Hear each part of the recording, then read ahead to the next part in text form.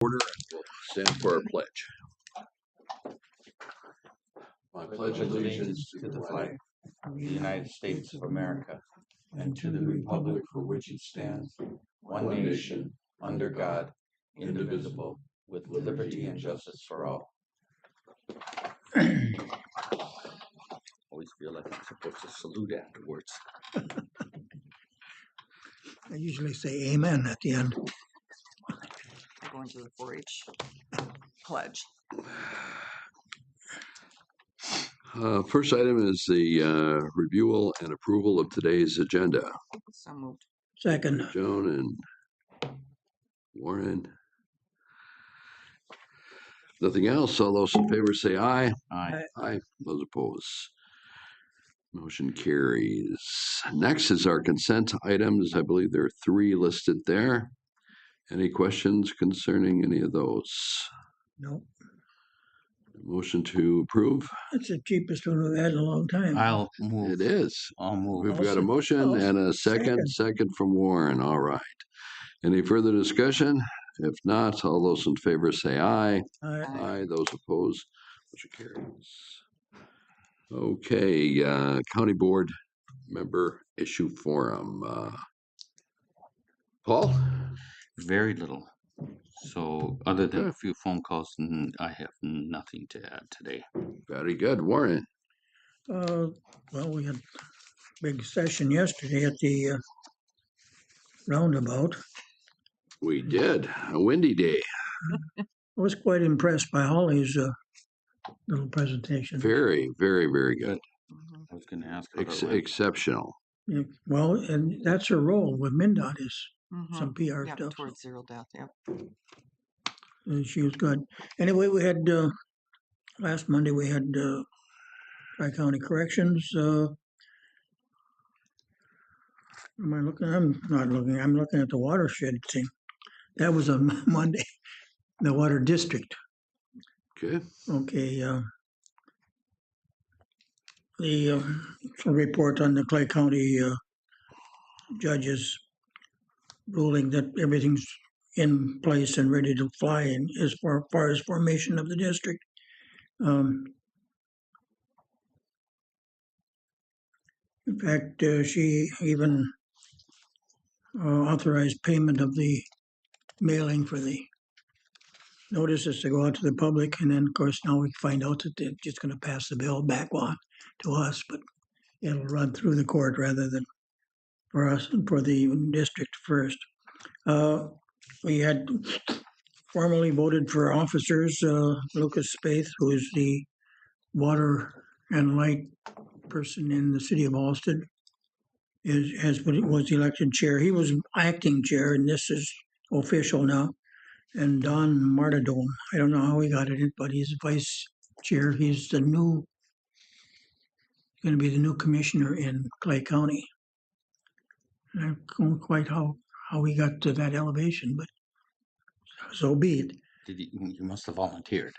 Well, yeah, he is vocal, and he's right in there. So, and of course, I don't think anybody was looking. We weren't campaigning for any jobs. It was just had to do something. And Brian Evenson, our city council rep from Climax, is the secretary. Yeah. And Kevin Campbell, who's the Clay County commissioner, is the treasurer. And that's probably about all that went on yesterday. That's all enough for me. The only thing I have coming up this rest of this week is deposition on Friday concerning the damage suit for the juvenile center. So we'll see how that goes. It's enough for me. If I can just add in, and I'm not trying to single anybody out here, Paul, so forgive me on this, but we only had 2 of our representatives there yesterday, and they're picking officers. I'd recommend that we get our people there. The mayor of Neelsville has only made 1 meeting to my count, and we have 4 of the 7, and we have 1 officer, and Clay has 2. So I noticed that. if we don't participate, we're not going to be contributing to that board. The planning committee met on Friday, and you'll see Jacob Snyder will be here with some action on those resolutions. Joan and I had negotiations again. Did you win? Well, we'll find out. There's no winners until we have signatures on everything, but progress moving. I think we have a good understanding of where they are, and they understand our rationale too, which is a good start. Which groups were you? Dispatchers Okay. Oh, yesterday, so. okay. And yeah, the roundabout, I was impressed. Was larger than I thought it was going to be, and heard from individuals that B trucks can get around there, so that's the main reason. And completed on time, which is Well, the That's signage surprising. wasn't up the yesterday. signage needs to go up, and Well, they were going to do that yesterday Were they? afternoon. Yeah, Right. I think so they were hoping it was going to be opened yesterday afternoon yet, Okay. because the signage was all they were waiting for, because the concrete had passed test and everything, so. and obviously the lights weren't on at 11 a.m. in the morning, but I mean they're going to light up that area too. Mhm. Very windy out there. We had to rescue Joan. Warren and I Oh, yeah. picked her off the ground and saved her life. But I know, no, luckily there was was no a good traffic. turnout.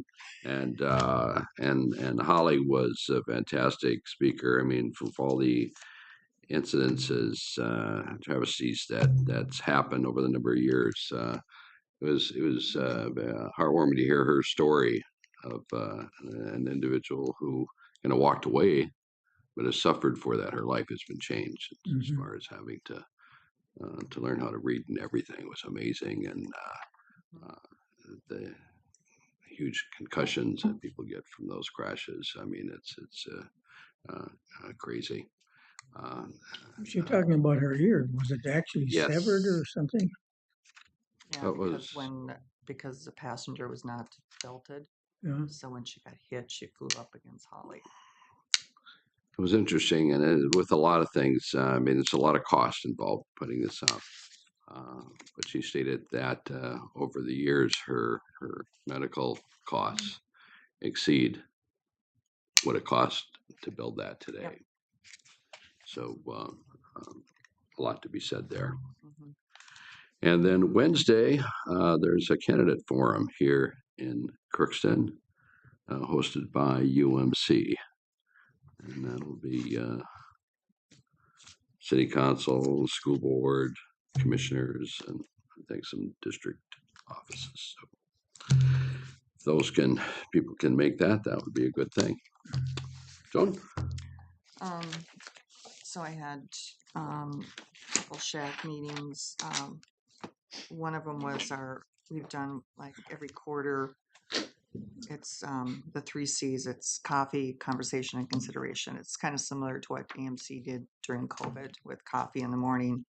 And this month, our topic was mental health, and I led the discussion on that. And we had a person that works for MDH that really gave a lot of interesting statistics and stuff, and how, like, with younger kids and stuff, that the females show more signs of depression and thoughts of suicide than Yeah. males do. So I was, it was an interesting and, just, kind of really makes you think. And I remember this was a few years ago that I was at a meeting in regards to mental health, and the comment made was that it's easier for someone to admit an addiction and more acceptable than it is to admit that you have a mental health issue.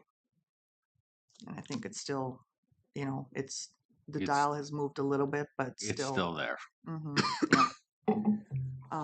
And then had our shack development meeting, and mainly we talked about, because we have a retreat coming up in St. Cloud in a couple weeks, and going over what our responsibilities are going to be at the retreat. And then had a DAC meeting and looking at adding new clients, but we're having to add staff, which is proving to be a challenge. So, just kind of trying to do what we can there. And we talked about some other fundraisers and stuff that we can do to involve the clients with and stuff also. And like Gary mentioned, we had negotiations yesterday, and then also the ribbon cutting. It was like her story was very personal to me because it just brings back memories right. for me. And I talked with her, afterwards, and I said it's frustrating for me because the intersection where my accident happened, where there was someone killed, and after that there had been like young kids killed at that intersection, and the only change that has been made is they have flashing stop signs. And for me, I have to go through that intersection every time that I go back home, and it's hard.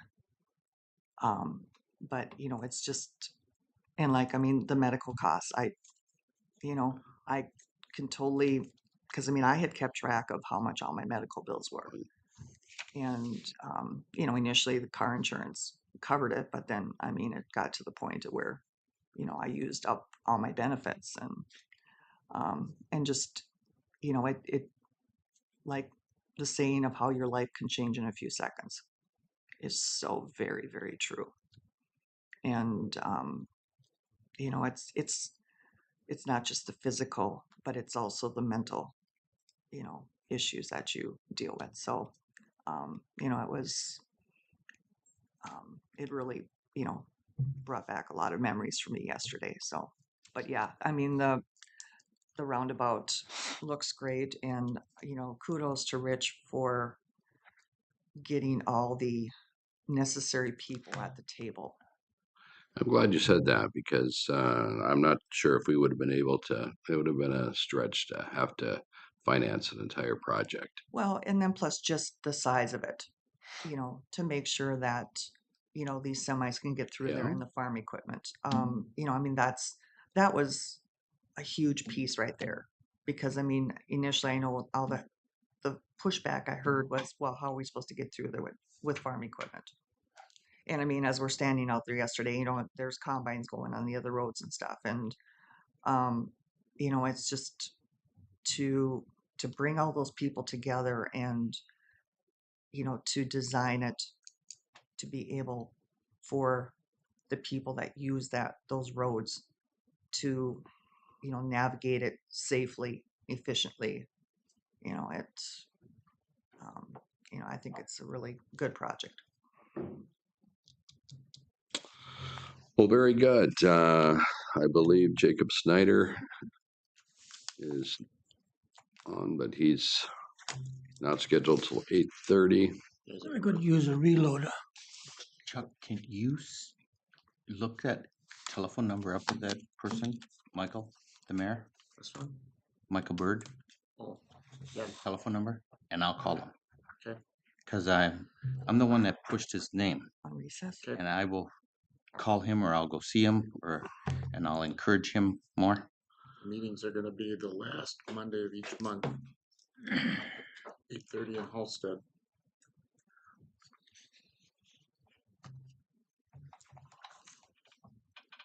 Because I noticed he was there the first meeting that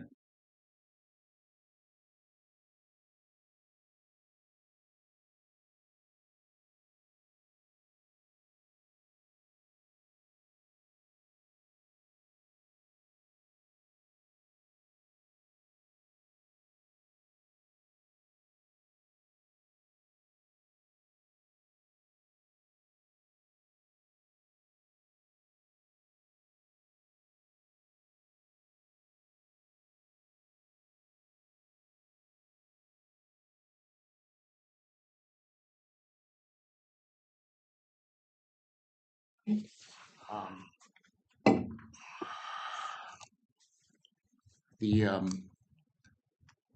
Joan and Gary mentioned the negotiating committee. So what we have right now are tentative agreements with each of the unions. There are variations depending on the type of work that they do, but the main ones that affect the budget are the monthly benefit contributions. I had directed departments to budget $150 a month increase. We've settled on $250 a month increase, which is steep. That makes it $1,600 a month per employee. For 2025, go up another $250 in 2026, and another $250 in 2027. Whoa. Yeah, but this is the result of reviewing our insurance increase with Blue Cross Blue Shield. It was almost 19 or 20%. 18.8. And if we didn't do something like that, the way our premiums are structured, there wouldn't actually be a VIBA or HSA option, which is an incentive for folks to manage their use of their plan.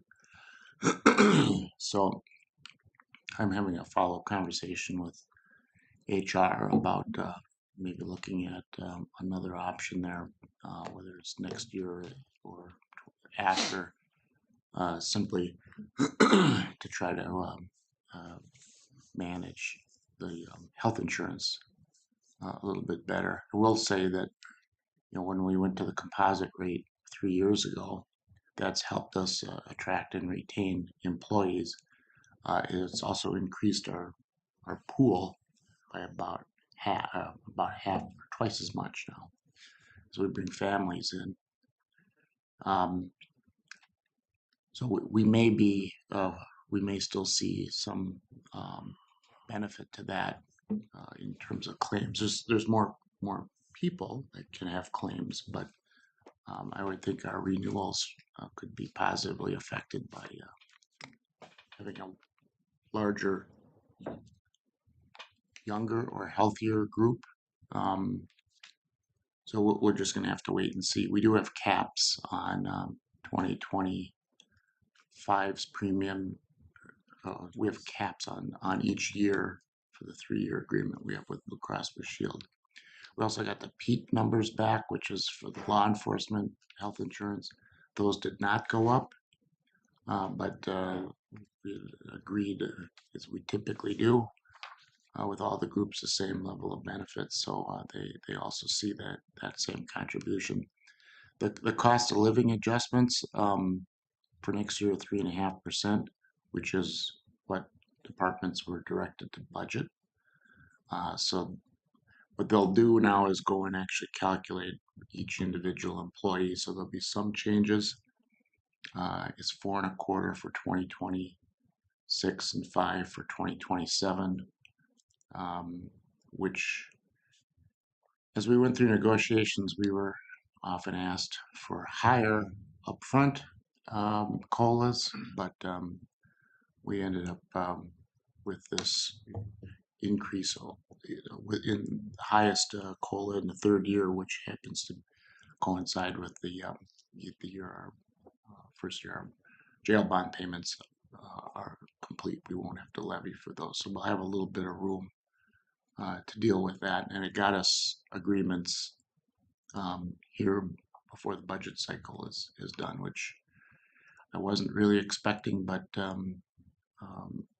each group, I thought, did their job, and we had good discussions and dove into a couple of operational things here and there, but in general, it went pretty well. But we're going to need to wait to see what each group does now. I don't think the attorney even has the draft for them to vote on yet. But as far as the budget is concerned, departments have been directed to go with that 3.5% grid change. and the new contributions along with the rest of their budgets, which really will help me then get going on bringing you a budget in October. That's my objective. So Have you guys heard anything about the dockers strike, worker strike? yeah, they just went on strike, I Strike guess, this morning. 7 a.m. Mhm. Is that gonna play anything into this, you think? Not directly. Okay. You may see it as a consumer, but not as Right, but it's not going to affect our negotiations. that's what I'm getting at, not in the long haul. Okay, Oh, just wondering. no, totally different for us, but I mean, sometimes when you see these unions, sometimes they like to ride the gravy train.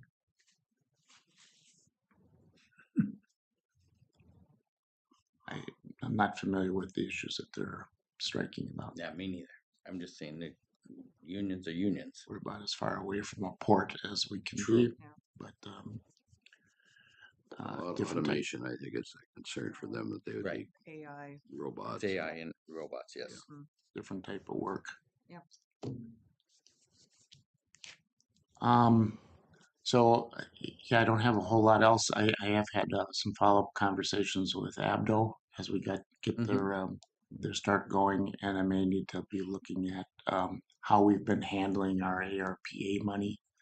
I've had a discussion with Gene, who was online, that we have to have those funds committed by the end of the year. I have had a different opinion on that because I think we fall underneath the $10 million threshold, but I'll defer to her. I think there's ways of accounting for it that will make us okay, but I may need to be bringing some things back to the board here, kind of maybe committing ARPA funds after the fact rather than as we've been doing as use of fund balance. Of course, that means that funds that we've used no longer have to be characterized that way. And I don't want to say it's an accounting thing because it's a legal and accounting matter for audit purposes, but I may need to bring something back to you as they look into that a little bit for me. So that's all for my report. I think the next person is here, so He is. Don't sit down. No, you're early. We're giving you a little extra time here, if required. Don't give him any ideas. Don't give it, no, he talks a lot anyway. He's very thorough. I commend him on that. We're gonna give him a about complex. cemeteries. You won't give him any hair, No, will it? no, I haven't found that billion-dollar idea yet. Boy, if you do, you could quit your job. I could. I would have to. Be having to be thorough on that job.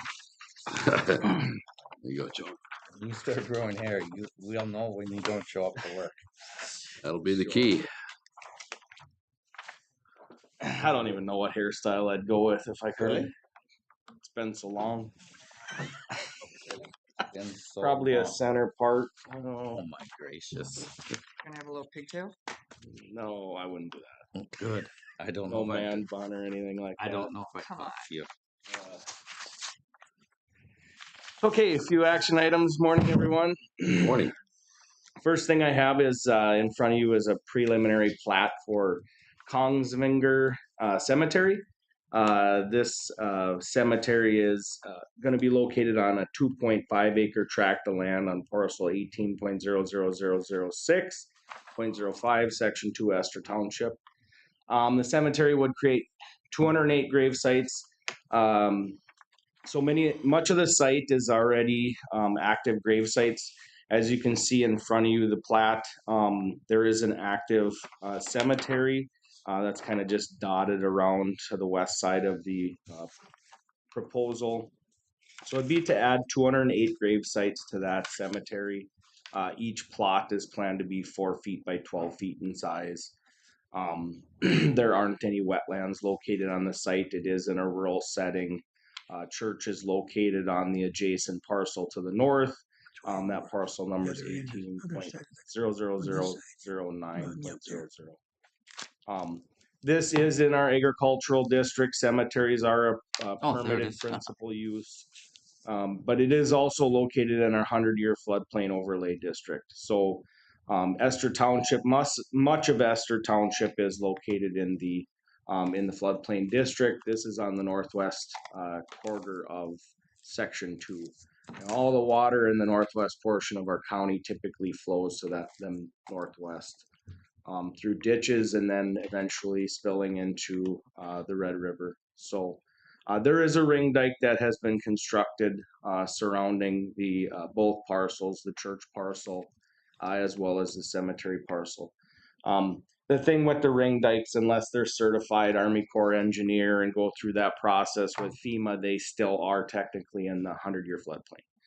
It's really just an overland flooding protection that those ring dikes serve, so that water isn't constantly inundating the site every year. Comments that we received on this proposed preliminary plat, Rich Sanders, County Highway Engineer, commented that they have no issues with the proposed cemetery plat. Some of the standards in our ordinance, really, we don't have a lot of standards specific to cemeteries. Really, the big kicker is Minnesota State Statute 307.01 that require platting of public and private cemeteries. So that's why we have to go through the platting process with cemeteries. And then also the big thing with our zoning ordinance and subdivision and platting process is access. This is right off of County Highway 22, northeast Grand Forks, about 16 miles. So, so with that, go through some pictures here. There is a large ditch on the north side that pushes a lot of water to the Red River. We're probably about 2.5 miles to the west is the Red River. So it is a large ditch complex to the north there. They do have all their water seems to be funneling to around the ring dike to this area here. Looks like they do have a must be able to hook a PTO tractor pump to it to get it out of the ring dike area if water was going to inundate the site. So the cemetery, what we found out at the public hearing on last Friday was the cemetery's been an active cemetery since 1886. And so the church or some form of the church was on the site with the cemetery since that time. And this is just that expansion area to the east there. All the active sites are to the west there. So it's newly acquired property from the congregation to the east here. And then this is that pump mechanism of some sort that actually goes under this roadway and into that ditch complex. So. Doesn't look like that existing cemetery is that populated. It looks like there's lots of openings in it, but I don't know that it was quite laid out the way that it is in front of you, so it might be a little bit more condensed than you see. Being in use since 1886, you never know how many there are that are not plotted and marked. They actually, member from the congregation, I believe it was the pastor that was at the public hearing, had indicated they're having troubles locating the original plot. Which, be it as you wish, how would That's you? what I would do for 220 some spots. We're covered until we're gone. They did, they're working with an attorney to set up a cemetery association, a new cemetery association for caretaking and all the things that go along with the cemeteries. My guess is there's not planning to put any more in the old part. They're full. That was the understanding. Yeah. They don't know where everything is laid out, so hence the expansion. Exactly. I got it. Smart move. what's the position of the person that's supposed to oversee the cemetery? Is it sexton or something like that? Yes, and that would be covered Is with that the right name? Mm-hmm. correct. Okay. Yep. And that would be covered with the association would assign somebody, be it if it's the pastor or somebody else, for the layout and how they would fill this, you know. And as you can see, the parcels aren't as clean as, you know, they'll get cleaned up with the plat. This is probably the best picture here is the existing parcels go all the way down to, this is the original. Sure. They purchased additional property around it for this expansion. And then now the breakout would be the church is actually on a separate parcel and the proposed cemetery is on this. They even have room for more movement if they move the ring dike. If they move the ring dike more, yeah, they would have. But 220 is a lot of folks. Yeah. Yep. I'd assume based on the parking lot size, it's a small congregation, you know. It does state in the ordinance there, the applicant proposes to create 56 cemetery plots. Is that correct? Typo, 208 on that applicant. It's 208 plots that are in front of you. Okay. Yep. It's there on item 1. There's Yeah, no, that's there's no required, issues so with it's this. No issues, no problems. No, I mean, our zoning ordinance really doesn't have a strict A, B, C, D with plats for cemeteries. It's just a state statute that says they must be platted.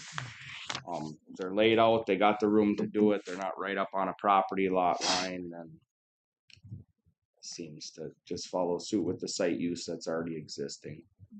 We didn't get any comment from any neighboring landowners and any other agencies, so. Well, I would move to approve the preliminary. Thank you, Warren. Is there a second? Sure, so move. Second. Right. Any other questions?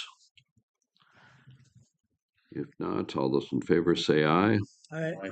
Those opposed, motion carries. Number 2. And just a side note, this will come back before the board for signatures for final plat Okay. approval once those are prepared, so.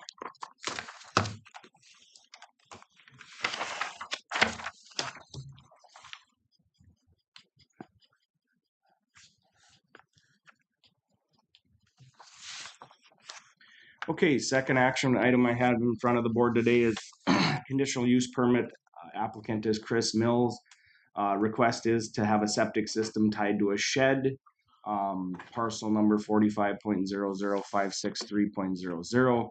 So applicant's requesting a conditional use to tie an existing accessory building to a new septic system on a front lot on Union Lake. Applicant owns a riparian and non-riparian lot, so front lot, back lot on Union Lake, located in Hideaway Cove subdivision. Total front lot size is 150 by 300, approximately 45,302 square feet in size. So we did issue a land use permit for the construction of a 28 by 28, 784 square foot shed. This summer, applicant applied recently to hook a septic holding tank system to that accessory building. Applicant is proposing to have a bathroom in the proposed detached garage. Noted on the application that there will be limited use, no bedrooms, rather a shop with a bathroom. Sounded like at the public hearing there would be some more like porch area off the back, and then I think he stated a golf simulator or something in the shed. So we have received a septic design from a licensed designer and installer, as well as a holding tank servicing contract for the planned septic holding tank. Existing impervious on the lot is approximately 8%. Under our zoning ordinance, 25% impervious is the maximum coverage. Obviously, a septic holding tank won't add any impervious. It's buried in the ground. So shed is to have no habitable space as defined by our zoning ordinance, and he will be required to record a no guest house waiver before the permit is issued. A couple comments we did receive. Well, I guess obviously in our zoning ordinance we do enough of these where in our zoning ordinance to install a septic system off an accessory structures through that conditional use. really the main point is that recorded document we require, kind of hone in on what is the use of the building, what are you trying to use it for. Comments we received, so Stephanie Clam, she kind of sent us her boilerplate letter about development in the shoreland district, that riparian habitat's important, water quality is important, minimize erosion sedimentation into those public waters, limiting density and impervious surfaces. She added that if the county would recommend approval, the following conditions should be applied. No living, sleeping quarters, or kitchen facilities shall be added in the future. Future buildings on the parcel meet all surface coverages and zoning ordinance criteria, setbacks, height restrictions of less than 25%. Any bare ground be planted with perennial vegetation. Future structures shall not block or change natural drainage ways, and to ensure there be additional location for another septic system if the one should fail. This parcel falls in line with our minimum setbacks, our minimum lot sizing. It was a fairly new one done in 2014, so it's over 40,000 square feet. There already is a plan for 2 septic systems. So Rachel Klein, East Polk SWCD, did comment that there were some wetlands on the lake side of the cabin. On my notice map, I'll point those out. The applicant was given a Wetland Conservation Act violation with a restoration order. There was some disturbance in prior years, brought in some sand.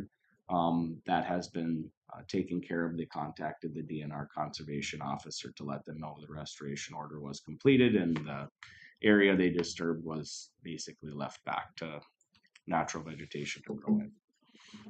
Is this a septic system or a holding tank? Or It would be a holding tank. Yep, just a tank. Is there a minimum requirement on how big a holding tank? Yeah, 1,000 gallon capacity is the minimum for a holding tank. But it can be bigger. Yeah. Okay. Yep. Most pump trucks can pump a maximum of 2,000 gallons. So we're seeing a lot of 1,500. That's what I'm getting. That's what I'm getting at. Okay. It's a good idea to put in a 1,500 2 compartment, because if you put in 1,000, the alarm will actually trigger at 750. 50 gifts. Yeah, Yep, so that's what they give you freeboard. There's an alarm in there that'll indicate when it's starting to get full. And that should get triggered at 75% capacity of what the tank is. You put in a larger tank to 1,500, then you're actually going over 1,000 gallons. You're at the 1,250. Alarm triggers. You still have freeboard time. Mm-hmm. Hey, it's getting full, so don't dominantly use that bathroom, but call to your pumper and have them schedule quit flushing then. Yeah, quit flushing. Skip a flush. Disconnect the water if it's a leaky fixture. So. This is those wetland areas along Hideaway Cove. This aerial photo was taken in 2022. And as you can see, their properties go out to the edge here of the lake. And during high waters that we had the spring of 22, this water was, up on their site 50, 60 feet, So those are those fringe wetland areas that really was along the entirety of Hideaway Cove. And so we actually had several homeowners get dinged on some violations with trying to bring sand in this area. And this development put on restrictions as well, that you just can mow and maintain and clear out a spot where you can have your dock and pull that in and out. But as far as bringing materials in, you can't bring in even sand and stuff. So reason those got put on, it's very flat out there, and when it's high water, it comes onto those sites pretty good. Those 2 sites, both on either side, look like they're not developed at all. Nope. Are they owned Kind of by? in between a couple that were developed. This one has structures on it now and so on. This is on the eastern portion, kind of the last lots of that development. This is lot 3. These are all sold. They're just haven't built structures on them yet. So this is the design sketch. They had it listed as 1,000 gallon holding tank. 1,500 is what is actually going in. So that's that structure there. kind of looking from the road into the site, home, detached garage. Oh, That mhm. septic tank be sitting right up in here. Sure. That porch area, they'll do a little platform deck or something Sure. off the side. Another bathroom always comes in handy. Yep. So with that, Planning Commission and staff recommended approval with the following conditions: no guest house uses. Applicant shall record that no guest house waiver before we issue the building permit. No future development on the lot that would exceed 25% impervious surface requirement. Conditional use shall become void 1 year after it's granted unless used. And then I'll waive from reading R6. Don't disturb your neighbors. And follow all state and federal standards. So no fireworks. No fireworks. Those are illegal in Minnesota. So I have a resolution in front of the board for approval of the conditional use permit for Chris Mills with those aforementioned conditions. Is there a motion to proceed? So move. Second. Second. Any further questions? If not, all those in favor say aye. Aye. Those opposed? Motion carried. Number 3.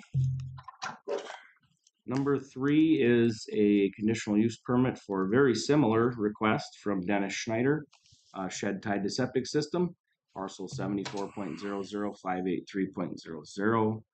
Applicants requesting to hook a new proposed shed onto an existing septic system that was located on a riparian lot on Maple Lake. So the applicant owns a riparian lot on Maple Lake. It's approximately 20,037 square feet in size, located in Section 8 of Woodside Township. Actually recently added square footage from formerly the parcel was 74.00584.00. That property was actually split between the two neighbors. So go to the kind of the sketch rendition. It'll kind of explain things more. So existing parcels, or I should say parcels, historically the property lot line was here. There was another property lot line on the east side of this shed. This is Dennis Schneider's property on Maple Lake. He actually purchased that parcel, split off approximately 30 feet, and his neighbor acquired that 30 feet with this shed. He actually removed the cabin. Cabin has been removed, and there was the existing septic system in this location here that serviced the cabin. That septic was installed in 2002, if I'm remembering right. So early 2000s. Before the public hearing, right before the public hearing, I actually did receive the septic compliance inspection. I have a sketch of it here. The septic compliance inspection on the septic, it passed the compliance inspection. There is an existing well. That applicant would actually put the structure closer to the septic system than the old cabin. Since it is a shed, it needs to meet 100 feet back from the septic. That would put it in basically smack in the middle of the property that he acquired, not way up by the lake. Sheds have this strict setback. You cannot string line and say, oh, I go closer. It's only cabins that can do that too.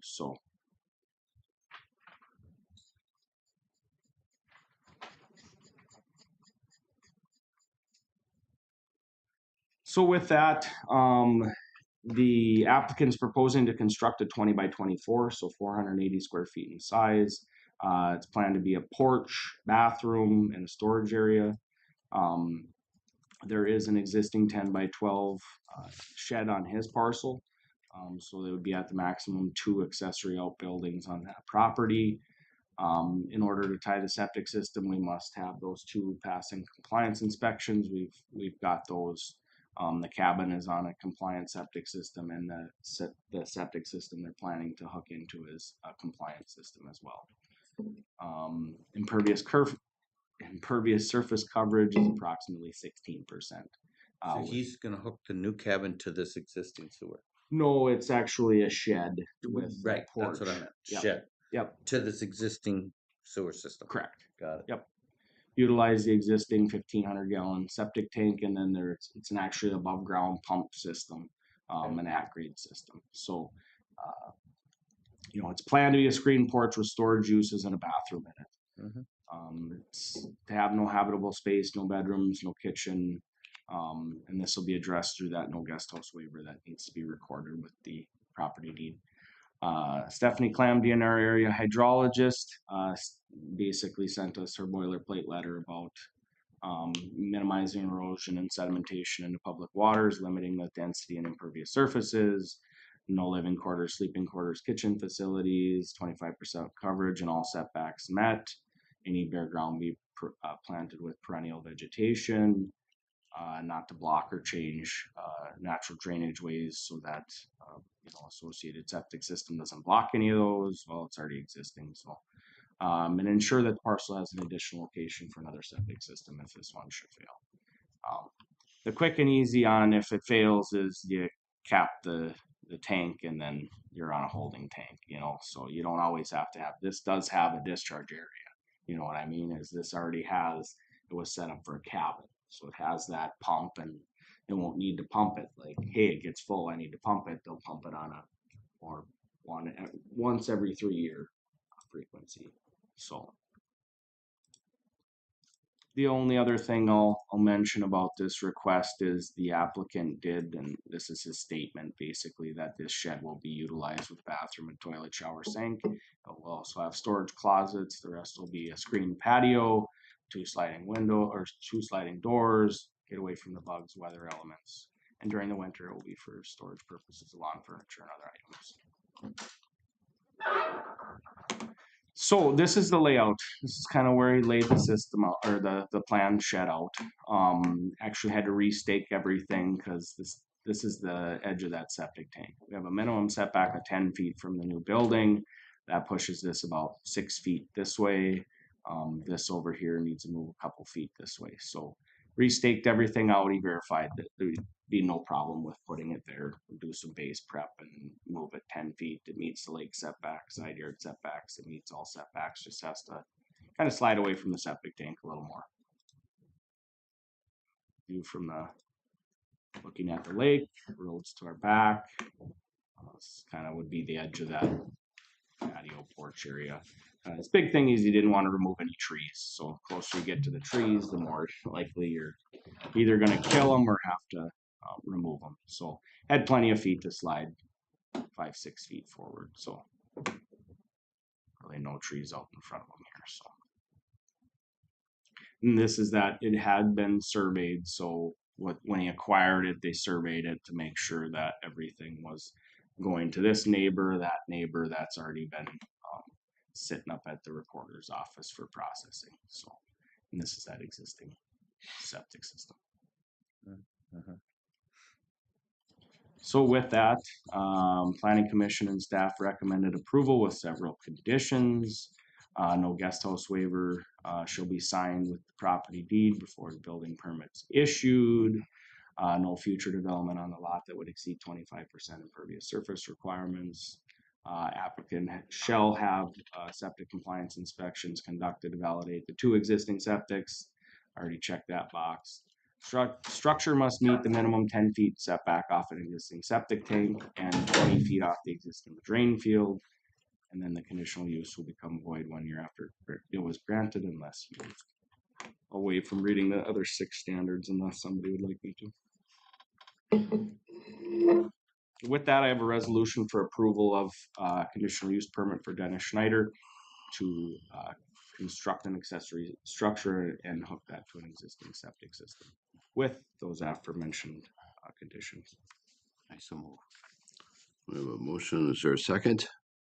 Second. Second by Warren. Any further questions? If not, all those in favor say aye. Aye. Those opposed, motion carries. Okay, my last action item really is the result of regional sanitation of Crookston kind of shutting their doors on actually collecting waste with their Packer trucks. And so they had contacted us in short notice about 2.5 weeks ago. and actually heard from a couple other garbage haulers. They're getting calls that they're not going to be in operation anymore. So their garbage collection service is no longer going on. They serviced a large clientele base in the city of Crookston and the surrounding area. So other garbage haulers around, some that are licensed and already Polk County garbage haulers, are kind of getting inundated with the task of trying to pick up that clientele basis. We had a new waste hauler, which operates out of the Griggle area, operates strictly in Marshall County, and is kind of seeking accounts through Polk County. For sure, for roll-off services, he's trying to figure out routes that he could do Packer trucks and collect people's waste more on the northern edge of our county, in northeastern portion of our county. So he has submitted a preliminary application. I'm still waiting on a bond. I did talk to the bond company last Thursday. We should be getting that soon. So I am seeking basically approval to conditionally approve Matt Holme out of North Star Sanitation for a 2024 Polk County haulers license. That would be to operate a roll-off business and waste collection with, door-to-door services too. That's only 3 months left. Then he has He's to getting apply. that many calls. Yeah. Yep.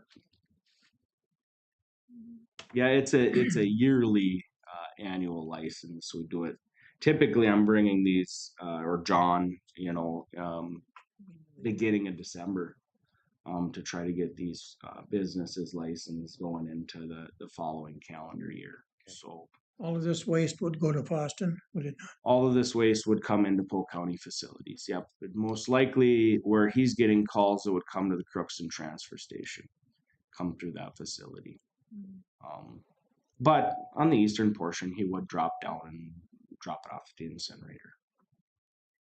So, and his roll-off services and things, depending on the type of waste material collected, it could be just going direct out to the landfill. We don't want those huge roll-off containers coming to us to hit our floor and then us load it out and bring it out there anyway. So really the licensure is for us to know it's a reputable business, they're insured, they're bonded to use our Polk County facilities. That waste historically was coming to our facilities anyway, this clientele base. So it's not like we're going to have this mass, oh my gosh, we can't handle this waste. We are already getting it. It's simply him picking up accounts in Polk County. The trouble with that is he's from so far away, putting his routes together so that he's traveling a large distance to get to his clients, and then has to drop down and use one of our facilities, and then go back up to the Griggle area. Backhaul is a way that we do it, where you can you're empty, you can pick your clientele back to where home base is. So and if the money's there, they'll do it. If not, then it'll have to be other local haulers doing it. So again, this is just conditional until we get everything on our application. I just spoke to the bond company. They know what they need now. And so I don't have that in front of me. So it would be conditional approval until all the boxes are checked. And that's stated in the motion, so. Correct. Is there a motion to proceed? So moved. By Joan, and do we have a second? Second. Second by Warren. Any other questions? If not, all those in favor say aye. Aye. Aye. Those opposed, motion carries. And that's all I have. Thank you very much, Mr. Snyder. Coffee. You've got a sore throat for talking so much. I'll have a couple cups today. It's a little cooler, so. Looks like Richard's up next. Have a good day.